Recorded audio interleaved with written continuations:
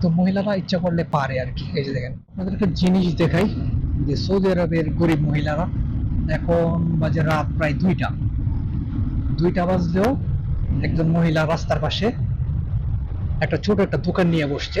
এই বাসায় তৈরি গাওয়া কফি এগুলা বিক্রি করে, সাথে কিছু রুটি এগুলা বিক্রি করে। আমরা সবচেয়ে বেশি খাই কফি গাওয়া, ওগুলো অনেক বেশি পরিমাণ খাই। চলাফেরাই হয় রাতে, তাই রাতে ওদের ব্যবসাটা একটু বেশি হয়। সামনে হাতের ডান দিকে দেখবেন,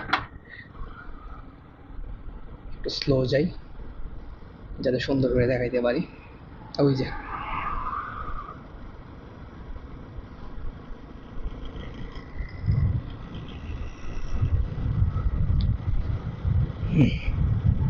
ওই যে সামনের দিকে দেখেন কালো বুকরা পরা।